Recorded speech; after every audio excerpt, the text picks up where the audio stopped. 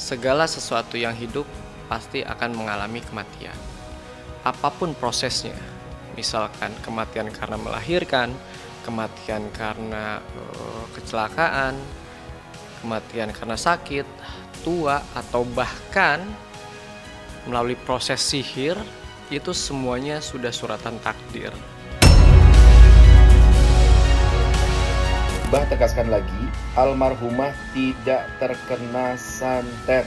Mari kita doakan bersama, mudah-mudahan almarhumah diterima di sisinya. Amin ya Allah ya Rabbal Alamin. Tanggapan aku tentang statement dari Mbah Mijan, ya bebas-bebas aja sih orang mau berstatement apapun, berpendapat apapun, kan setiap orang punya opini masing-masing ya, dan semua orang punya penglihatan masing-masing gitu. Jadi ya terserah aja. Mau 10.000 paranormal yang bilang almarhumah kena santet sini, suruh sumpah pocong sama Mijan. Pada berani nggak? Sini. Yang ketiga, dengar baik-baik saudara-saudara, orang yang meninggal dunia akibat teluh, guna-guna, atau yang nggak wajar, pasti ada ciri khas pada fisiknya, pada jasadnya. Ada nggak? Nggak ada.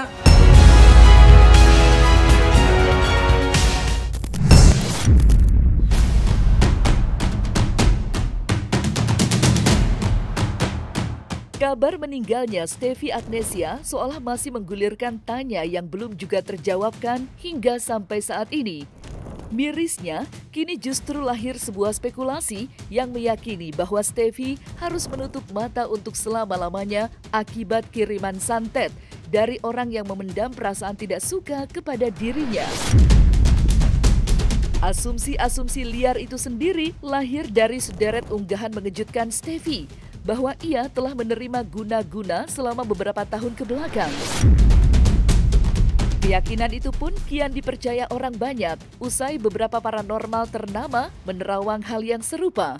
Ditambah lagi, dari sederet unggahannya, sang mantan istri Samuel Rizal itu sempat menyertakan sebuah foto ronsen yang memperlihatkan adanya benda asing menyerupai paku di organ dalamnya.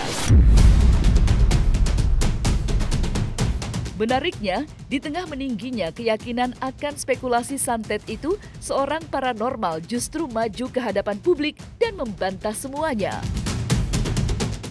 Beberapa hari lalu, paranormal kenamaan Mbah Mijan telah mengunggah sebuah video di media sosialnya yang menegaskan tidak adanya campur tangan gaib pada kepergian mendadak Stevi Agnesia. Tidak main-main, pada unggahan tersebut, Mbah Mijan bahkan memberikan sebuah tantangan kepada siapapun paranormal yang menyebut Stevi meninggal karena santet untuk membuktikan hal tersebut dengan bersumpah dengannya. Karena menurut Mbah Mijan, opini-opini tersebut telah memberikan pengaruh kepada netizen. Lantas seperti apa pesan para ahli spiritual kepada netizen yang masih mempertanyakan hal tersebut? Serta bagaimanakah pula Caca Caroline menanggapi ucapan pedas dari Mbah Mijan? Stevi disantet. Banyak banget teman-teman akun yang nge-tag nih. Mbah, terawang dong katanya kan. Nah, apakah almarhumah terkena santet? Jawabannya enggak. Santet, teluh, sihir memang ada. Bukan dongeng, bukan cerita. Ada di sekitar kita. Anda kalau belum pernah merasakan sendiri, pasti nggak percaya. Kalau Anda merasa ada ancaman dari rivalitas yang ngancam kamu mau disantet, mau diteluh, tidurlah di ubin beralaskan tikar atau karpet. Tanggapan aku tentang statement dari Mbah Mijan, ya bebas-bebas aja sih orang mau berstatement apapun, berpendapat apapun, kan setiap orang punya opini masing-masing ya, dan semua orang punya penglihatan masing-masing gitu. Jadi ya terserah aja. Lawang paranormal nggak 1-2 bilang kena santet. Fix itu kena santet. Fix udelmu itu. Mbak tanggapi paranormalnya aja ya. Jadi Mbak sudah melihat VT-VT-nya, Mbak melihat CCTV-nya, Mbak melihat hasil ronsennya. Justru kalian orang-orang yang membuat almarhumah percaya semasa hidup beliau kena santet, kalian memang bertanggung jawab dosa besar. Yang kedua, mau 10.000 paranormal yang bilang almarhumah kena santet sini, suruh sumpah pocong sama Mijan. Pada berani nggak? Sini. Yang ketiga, dengar baik-baik saudara-saudara, orang yang meninggal dunia akibat teluh, guna-guna, atau yang nggak wajar, pasti ada ciri khas pada fisiknya, pada jasadnya. Ada nggak? Nggak ada. Ya, semua orang punya caranya masing-masing ya. Punya caranya masing-masing untuk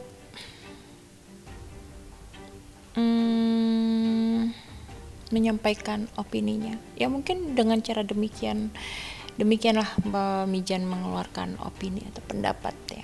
Karena aku rasa almarhumah Steffi udah bahagia, udah tersenyum di sana. Kayaknya kalau kita membahas yang maaf ya, mungkin masih ada permasalahan mungkin. Nah itu sudahlah, ditutup aja. Aku sebagai sahabat ingin mengenang sosok Steffi, sosok almarhumah Steffi ini yang baik-baiknya gitu. Beliau ya maksudnya si almarhumah meninggal ini sudah dalam kondisi yang baik sekali. Bulan baik, hari baik, di saat yang juga baik, yang semua muslim di dunia juga ingin diwafatkan di hari yang sama gitu.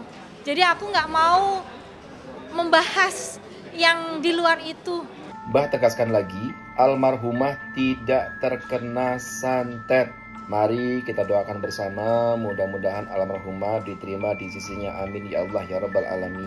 Oke, buat para netizen yang terhormat, netizen plus 62 tersayang, karena kebanyakan netizen sekarang itu sudah kebanyakan ya, udah pada bijak-bijak. Jadi aku harap ketika kita menyampaikan sesuatu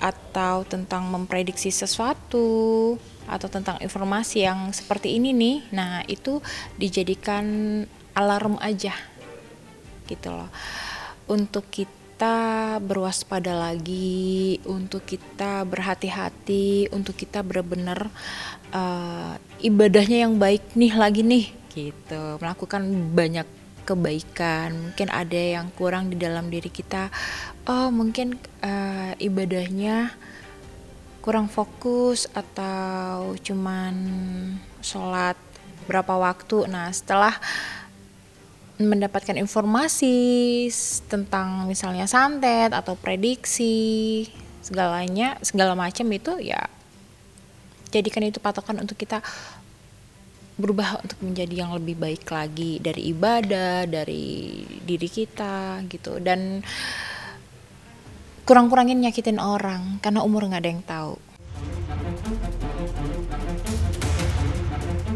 Tak hanya Caca Caroline seorang diri, paranormal populer lain pun ikut buka suara terkait pernyataan menghebohkan dari Mbah Mijan serta teka-teki misteri kepulangan Steffi.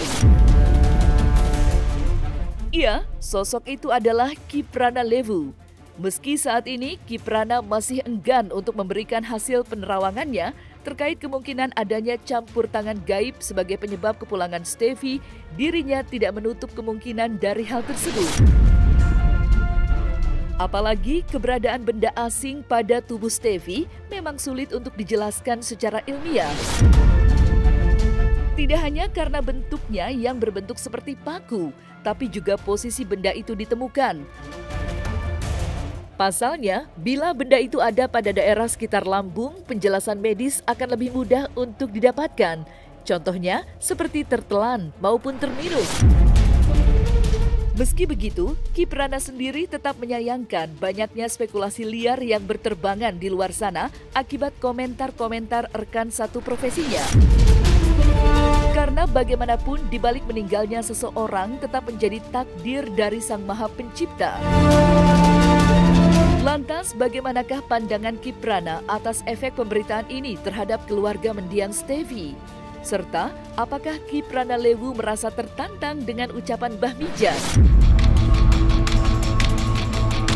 Kalau istilah menantang, saya rasa terlalu arogansi ya. Walaupun kapasitasnya beliau juga sebagai praktisi gitu.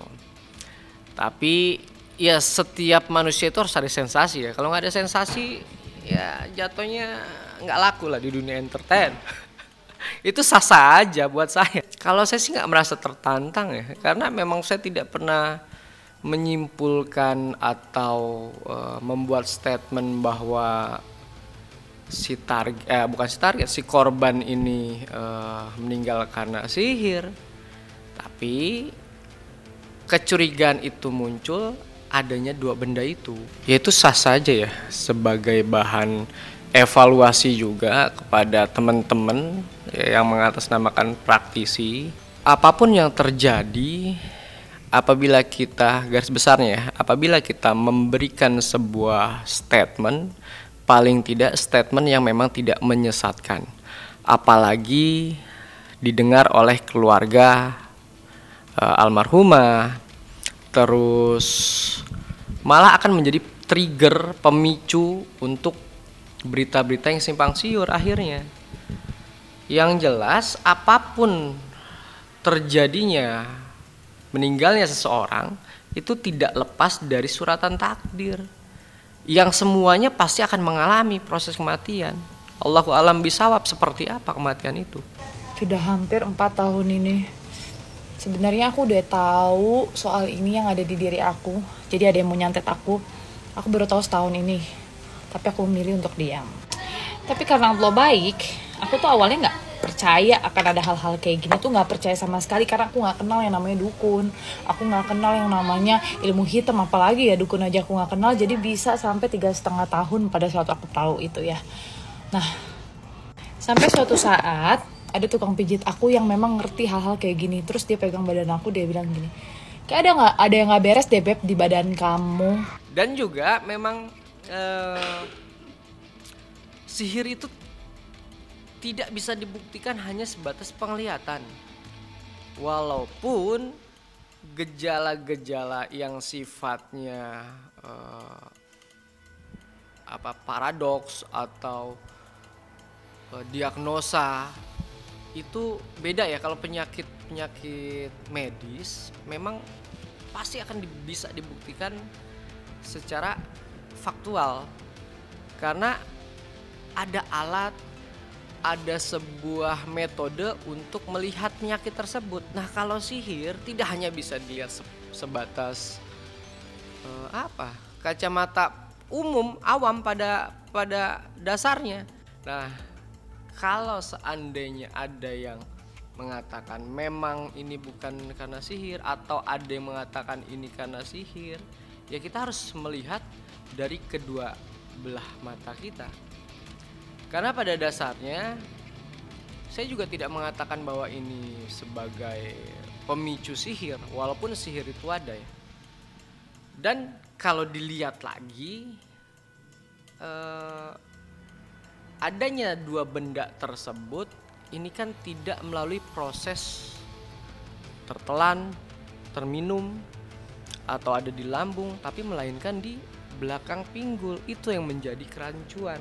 Artinya ini emang ada benda aneh yang nggak bisa dijelaskan sama medis.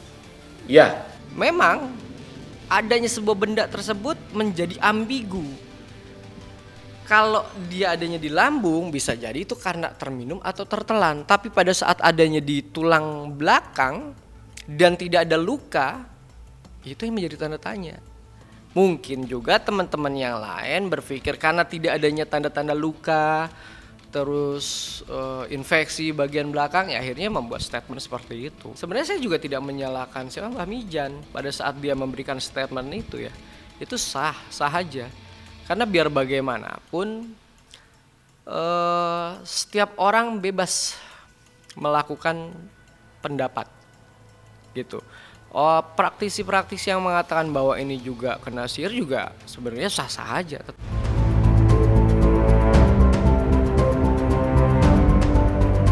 Terlepas dari komentar miring yang kini menggemparkan seluruh jagat maya, tak dapat dipungkiri bahwa spekulasi ini berawal dari unggahan mendiang Stefy semasa hidup.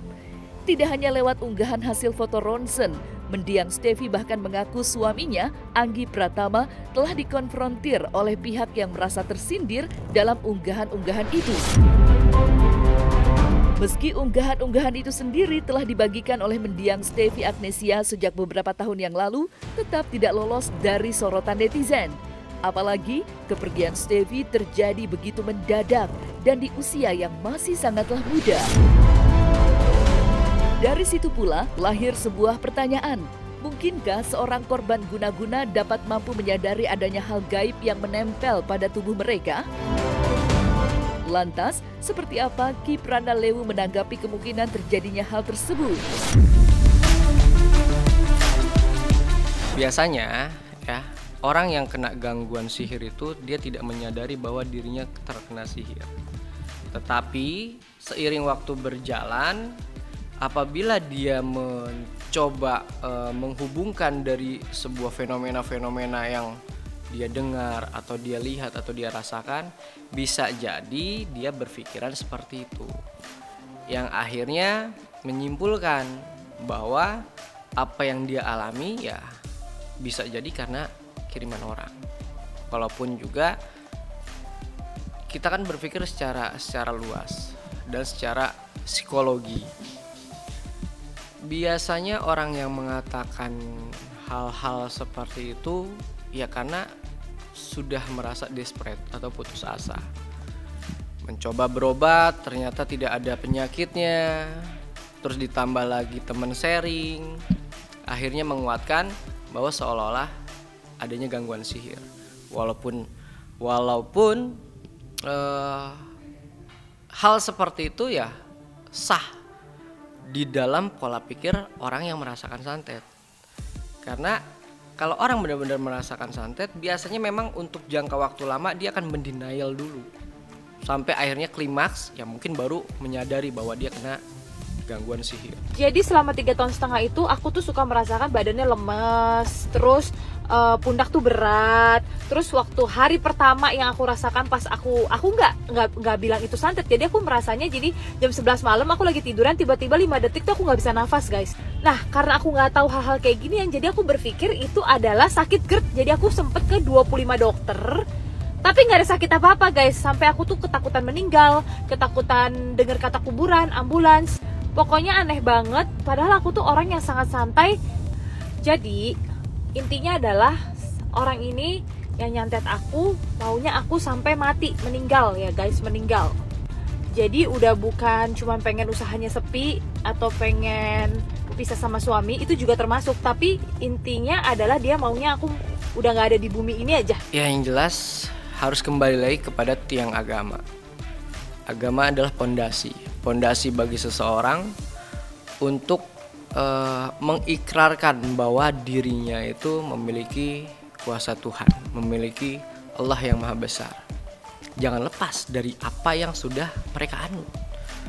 Ditambah lagi, jangan membuka space untuk menyakiti hati orang lain. Entah dengan ucapan, entah dengan kalimat, entah dengan perbuatan atau tindakan yang akhirnya membuat orang merasa sakit hati, berhadapan secara directly mereka nggak berani, akhirnya menggunakan cara-cara yang tidak persuasif, meminta bantuan-bantuan yang di luar nalar logika manusia. Aku melihatnya sih di situ banyak komentar-komentar dan aku sempat baca juga nih ya. Jadi ternyata memang di luar sana banyak saudara-saudara kita yang mengalami sakit di luar nalar, di luar logika gitu loh, dan dengan gejala yang hampir mirip, yaitu dari bawah kan, yang sebelumnya aku bilang santet itu, teluh itu atau sihir itu pasti bermula dari bawah, dari kaki, dan itu dari kaki ke atas menjalar ke bawah. Ada yang sakit di bawah perut, ada yang sakit di rahim, ada di belakang, di titik-titik tertentu gitu. Terutama si wanita ya, lebih banyak gejala sakit di perut, dan ketika mereka berobat pun ternyata santet